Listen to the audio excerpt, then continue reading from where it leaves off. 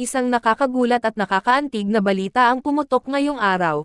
Ang aktres na si Rhea Atayde ay umano'y hirap na sa kanilang pagsasama ng kanyang asawang si Zanjo Marudo, bagay na nagpayanig hindi lamang sa kanilang mga tagahanga kundi maging sa buong industriya ng aliwan.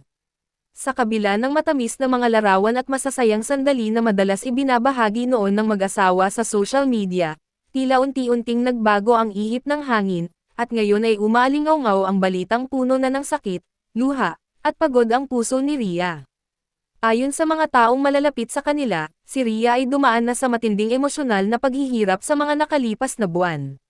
Bagamat pilit niyang itinatago sa kamera ang totoong nararamdaman, hindi na raw may kakaila sa kanyang mga kilos at tingin ang bigat ng sitwasyon. Madalas na raw siyang tahimik, malalim ang iniisip, at bihirang makipag-interact sa mga kaibigan. Sinubukan daw niyang maging matatag, iligtas ang kanilang relasyon, at intindihin si Zanjo sa kabila ng mga hindi pagkakaunawaan at paulit-ulit na tampuhan. Ngunit ayon sa mga source, tila nauubos na ang kanyang pasensya at pag-asa. Si Zanjo naman, ayon sa mga nakakakilala sa kanya, ay ramdam ang bigat ng sitwasyon. Nakikita raw ito sa kanyang mga mata tuwing lalabas siya sa publiko, tila ba may dalang mabigat na problema na pilit niyang tinatago sa likod ng kanyang mga ngiti. Subalit sa kabila nito, nananatili raw siyang umaasa na muling maaayos ang lahat. May mga pagkakataon pa raw na nagmakaawa siya kay Rhea na bigyan siya ng isa pang pagkakataon, ngunit tila sarado na ang puso ng aktres sa mga pangakong dati na ring napako. Marami ang nagtataka kung ano nga ba ang ugat ng lahat ng ito. May mga espekulasyong nagkaroon ng hindi pagkakaunawaan tungkol sa oras, komunikasyon, at mga personal na isyong matagal nang hindi na pag-uusapan. May mga nagsasabing tila naging abala na si Zanjo sa kanyang mga proyekto, habang si Rhea naman ay naghangad ng mas matibay na emosyonal na koneksyon na hindi na niya maramdaman sa asawa. Sa kabila ng lahat ng ito, nananatiling tahimik ang magkabilang panig, marahil upang protektahan ang natitirang respeto sa isa't isa at higit sa lahat, ang kanilang pamilya.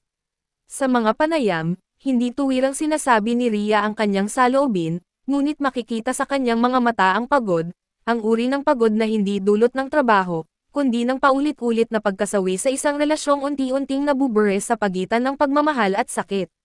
Ayoko na ng away, ayoko na ng paulit-ulit, umano ang pahayag ng aktres sa isang malapit na kaibigan, na ngayon ay nagdulot ng labis na pag-aalala sa mga tagahanga.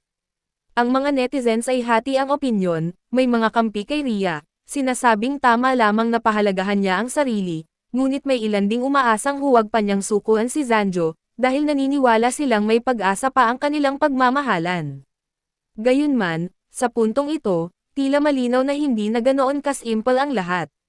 Ang mga sugat na dulot ng emosyonal na pagod ay mahirap gamutin, at si Rhea ay tila nasa yugto na ng kanyang buhay na pinipili ang kapayapaan kaysa gulo. Habang patuloy ang mga espekulasyon, pinipili naman ni Zanjo na manahimik.